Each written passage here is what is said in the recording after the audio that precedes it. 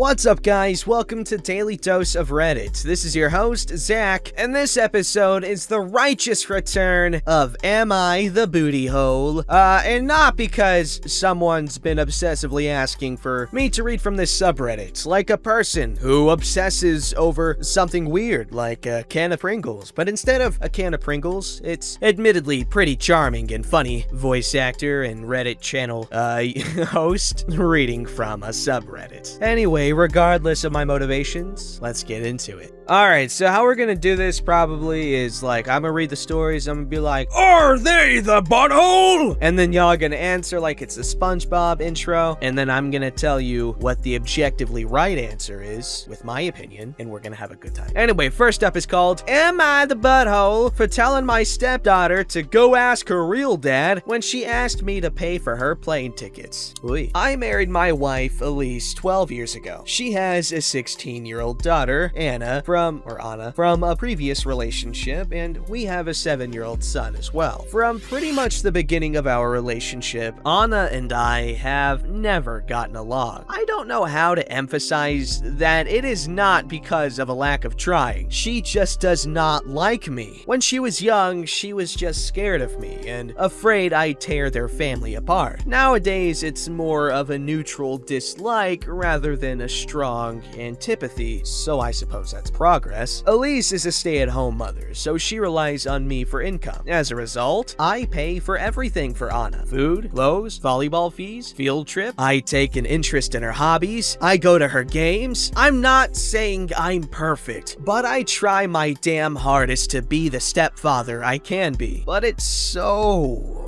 hard. Always giving me curt one-word responses, always having to have an attitude. She does things to get a rise out of me. Staying out late, reeking of booze, always trying to sneak boys in, typical rebellious stuff. But I always let her know I love her, and I'm there for her in hopes of her craphead teenager phase past. The opposite is true for her biological father. She adores him. Can't tell you why. He never goes to her games, always makes excuses for why he doesn't want to see her. He forgot her birthday last month and she cried herself to sleep. Well, anyway, Friday I came to her room to check her phone and read her messages. Not a permanent thing, but she's been caught sneaking out twice in the last month, so this is her punishment. I ask for her phone. She says, "No, I'm tired of you checking my crap. Leave me alone." I tell her I'm not asking again, and she goes, "Just step off already. You're not my real dad. You never have been.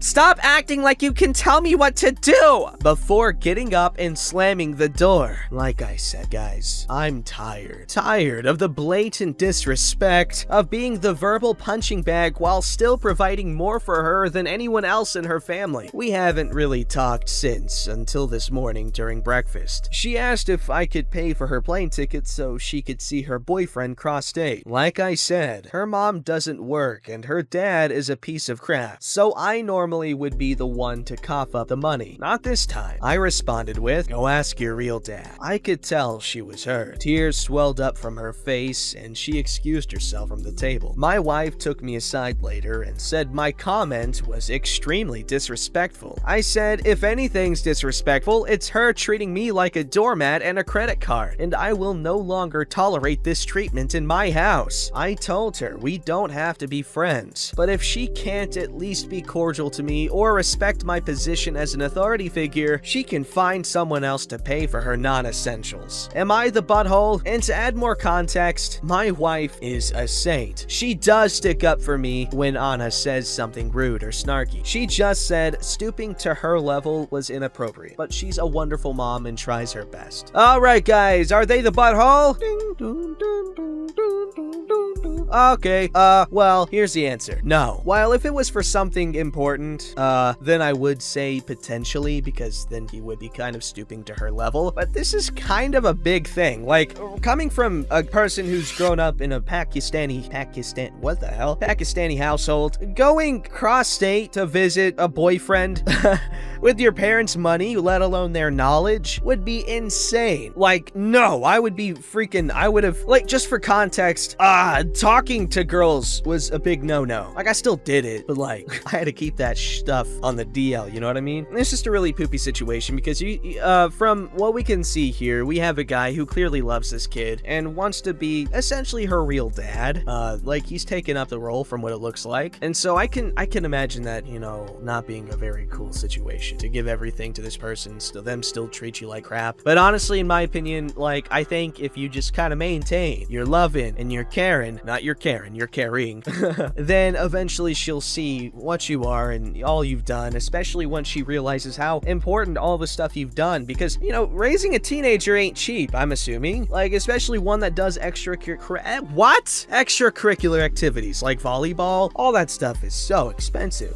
And so eventually there's going to be an appreciation for you taking up that responsibility like it was nothing. And I just hope that understanding comes soon. Also, regarding the whole, why don't you go ask your real dad, was kind of petty. However, don't get me wrong, but I feel like it was a step in the right direction because, you know, you say that and it hurts her. It kind of gets her an idea of how that feels when she says stuff like that. And so that gives you the opportunity to create this little emotional bridge between you. Because think about it, y'all both got hurt from the same sort of words. Use that. Understand each other. Alright, this story's called, Am I the butthole for telling my stepdaughter to go ask her real dad when she asked me to pay for her plane ticket? Hey guys, it's been a good 2 weeks since I've posted and I figured you guys would like an update. A lot has happened since the last time I posted. So that night, I did what many of the comments suggested I do, which was to apologize. I told her that I'm sorry for implying that I'm not her real father, but like it or not, that I consider her my daughter, that I loved her and will always be there for her. She started to cry and sob uncontrollably and said, "Why doesn't he, her biological father, love me?" I held her and told her she didn't need to fight for his approval. I also apologized for looking through her phone, that I've come to accept that it's not an appropriate punishment for a teenage girl, and I was gonna find other alternatives. Lastly, I brought up therapy, and while she was hesitant at first, I let her know it was nothing to be ashamed of, that everything she said at therapy would be entirely confidential, and that it could help to have a confidant to help her sort through her feelings. She sat on this for the day, but the next day let me know that she was ready for it, so I set up the soonest appointment, which was last Friday, and her appointment this afternoon. It's only been a week, so I don't want to get too optimistic, but honestly, I feel like I'm noticing an improvement already. She's actually been engaging back in small talk when normally she wouldn't give me the time of day. She's been following all of the rules, coming home at a reasonable hour. She's been less withdrawn and more social, even to the point where her brother commented on the change today. But the most exciting news of them all is when getting out the car on her way home from therapy, she said, and I quote, "Thanks, Dad." She's never called me dad before, so honestly, I've been riding off that high for the last 2 hours. I'm not delusional enough to think everything's peachy, but honestly, the behavior change in the last week was the most progress we've had since, well, ever. I'm cautiously optimistic going forward. Thanks again, everyone, for your comments, especially the ones who gave me the kick in the ass I needed. Aw, would you look at that? That's freaking wholesome, sweet, and just what we needed. Alright, this story's called, Would I Be the Butthole If I Stopped Baking Cookies for the Retreats That Have Come to Expect Them? I work for a quilt shop part-time, and once a month we have quilting retreats. Over time, I've started to work more at the retreats, and it's come to the point where I cook for the retreats and the owners reimburse me for the ingredients, with the exception of the batch of chocolate chip cookies that I usually make for free. Not to brag, but I make some damn good chocolate chip cookies. The recipe is secret, and it took me years to get the way I wanted. The cookies have become a staple of the retreats, and the owners have started telling people about the cookies to convince them to buy a retreat spot. I don't get paid for baking these cookies, and I don't even get reimbursed for the ingredients to make them. I started doing it just because I liked baking them and giving them to people. It was fun at first, but now when I walk into the shop on retreat, sometimes I get bombarded with, "Oh, did you bring cookies? Where are the cookies?" I can't tell you the last time I got a "Hi, how are you?" from any of the retreaters or any of the other staff that work solely on the retreats. Half of the people who come to the retreats don't even know my name. They call me Cookie Lady, despite being reminded of my name several times. This month, I've got a friend in town and told the owners that I couldn't cook for this month's retreat. When one of the other retreat staffers heard this, they said, "We will miss your cookies." Not, "We will miss you," or even, "Have a good time with your friend." I feel like at this point, my entire worth to them is placed in the damn cookies, and I don't even want to bake them for them anymore. I love baking, but part of that love is experimenting with other stuff, and the one time I brought brownies instead of cookies, I got complained at. I feel forced into making them, and it's not fun anymore. I don't even get paid to make them, but suddenly it's expected of me, and it gets me nothing but stress and hurt feelings. So would I be the butthole if I stopped baking them and just told people to deal with it? No, absolutely not.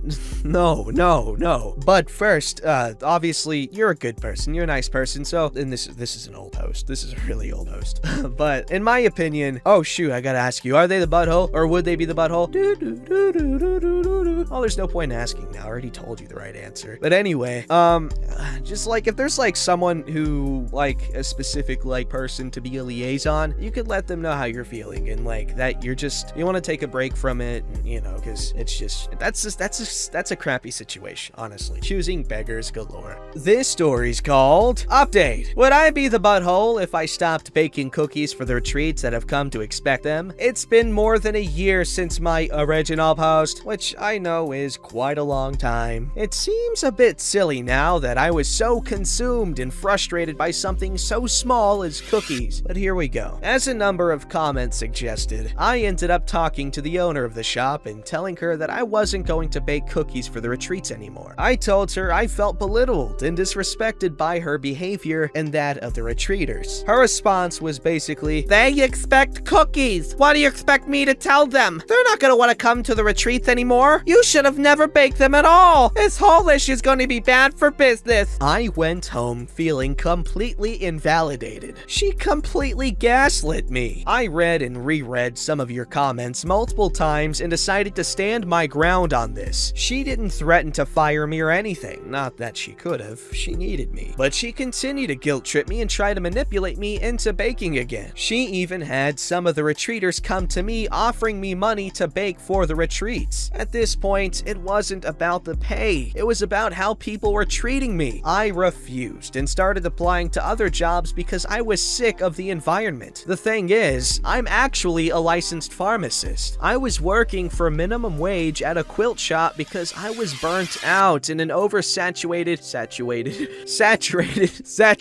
it's rabbit season. Saturated and overworked field. I was depressed because I was a doctor of pharmacy, 8 years of college completed, and I didn't feel mentally fit for working in that field because of my mental health. I worked for this quilt shop for a year. I learned some things, got a break, and regained some of the mental health I lost. This cookie debacle was the push I needed to regain my self-worth and go back to the field that I wanted to be in. Within a month, I found a job as a pharmacist at a federal prison. I loved it from my first day. I've been there a year now, and I love every day of it. My job has meaning, my coworkers are awesome, and every day is a new experience. It took a few months, but I got my baking mojo back. I'm known throughout the prison by my actual name, and people come to visit the pharmacy for some cookies, or whatever baked good I decided upon, and they stay for conversation. I found a job I love, and a group of people who appreciate my baking, and don't use me as a cookie slave. Thanks, Reddit. You guys are awesome. Wow, look at that. If you post on here and you follow the advice, you can become a pharmacist super duper quick, and like, you know, work there for like a year and like make cookie friends. Hell yeah. This story's called, Am I the Butthole for Kicking a Friend Out of My House for What She Said? Disclaimer, I'm on mobile and this is a throwaway for privacy reasons. Earlier today, I had 2 friends over to watch a game and catch up as social distancing rules eased up a bit in my area. We're all women in our early 30s. One friend, let's call her Allie, has had a very tough couple of years. She lost her husband last year. He was on deployment when he passed away, and tragedy struck again when her 6-year-old son passed away from cancer a few months ago. Needless to say, she was, and still is, devastated, and this was the first time she felt like hanging out since the loss of her son. My other friend, let's call her Beatrice, is very traditional and religious, while friend Allie and myself are not religious at all. But our differing views have never been an issue, and we've gotten along just fine with friend Beatrice since we met her 4 to 5 years ago. Beatrice has brought up what she believes are the benefits of religion to us a few times in the past, but always dropped the subject when we weren't responsive to it. Neither Allie nor I ever held any ill feelings toward her about this, as she wasn't too pushy with her beliefs. On to the situation that took place today. We were listening to Allie pour her heart out and doing our best to console her while being a shoulder to cry on. Allie, through tears, said, "I don't know what I did wrong in my life to deserve to lose her husband and son." Instantly, Beatrice exclaimed, "Well, I can tell you that. You didn't allow God and the Bible into your life, so God punished you for it. Can you blame him?" Allie just looked at her in awe. I lost it. I yelled at her that what she said was totally uncalled for and unbelievably hurtful. Then I got up, opened the front door, and told her to get the hell out of my house and never contact me again. She tried to backtrack and say that she wasn't trying to be hurtful, but I wasn't having any of it. I yelled again, "Just get out of my house right now! Don't make me throw you out like a piece of trash!" She huffed and left. Allie was bawling at this point, but said thank you. We continued talking and she calmed down after a while. Looking back, I realized that I possibly could have handled the situation better. Both Allie and I never thought Beatrice would say something like that. Maybe I overreacted. I don't know. Am I the butthole? I didn't expect this to take off as much as it did, and I really appreciate all the comments, messages, and awards. I want to clarify why I think I may have overreacted. I always thought of myself as tolerant and a person who respects other people's views and beliefs, no matter how extreme. This situation made me react in a way that, in my mind, didn't make me a tolerant person, because I did throw someone out of my house for saying something that I thought was out of line, but it still was part of their belief system. This is the reason I wanted opinions from the fellow Redditors, as I obviously can't be unbiased here. Thank you all for your input. There you go. I agree 100% with the edit. I really don't think Beatrice meant any ill will there. She just said what she thought. Honestly, from the way it's written, it really seems like it was kind of like a "I told you so" kind of thing, when I really don't think it was, because my mom does that kind of thing all the freaking time, and it pisses me off. It really, it does. Oh my god. But I will say this. A lot of the time, she doesn't mean it in a condescending, disgusting way. And I'm gonna give Beatrice the benefit of the doubt. However, be mindful of what you say and where and when you say it. Come on, guys. Setting is very vital when it comes to something's appropriatosity. I like that word more. And you know what? She definitely seems like one of those preachy Christians, though, because of what she said. Like, I feel like most God-loving folk would agree that God's not gonna kill your family if you don't necessarily believe in them. I think of all people, God, by this point, will understand that not everyone's faith is gonna be 100% all the time. And if they aren't, that doesn't make them a bad person. So,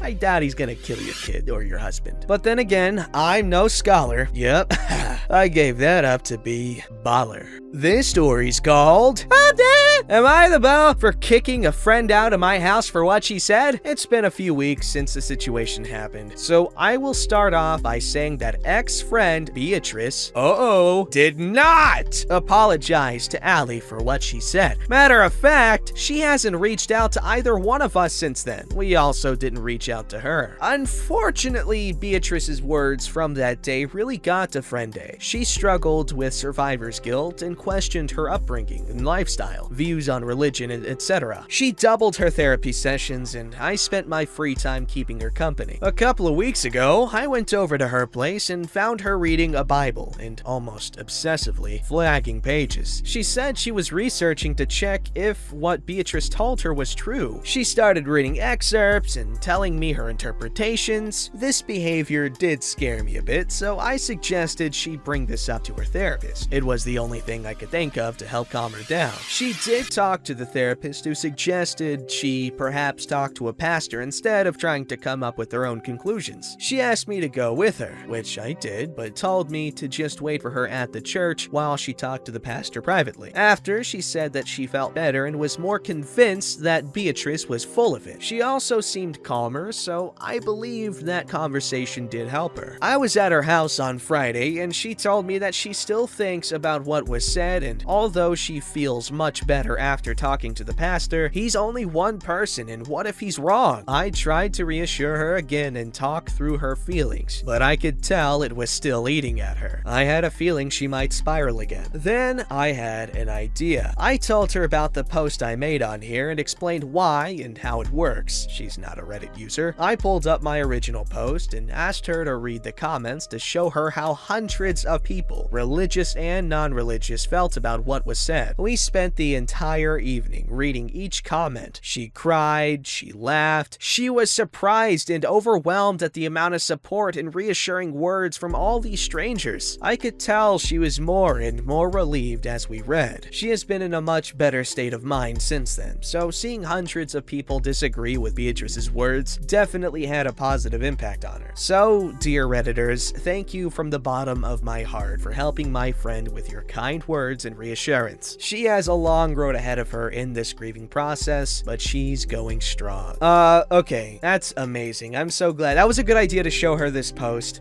Especially, that was pretty good timing too, to save it toward the end. Because, like, if you start off with feeling like you're alone and, you know, no one's gonna think you're in the right, and you have one or two people tell you and, you know, push you over the fence a little bit, and then you have a flood of hundreds, maybe what, thousands of people? Hundreds of people, saying, hey, you did nothing wrong. I'm sure that'll help her a lot. You are a good friend. Don't forget to like, subscribe, and hit that bell to never miss an episode.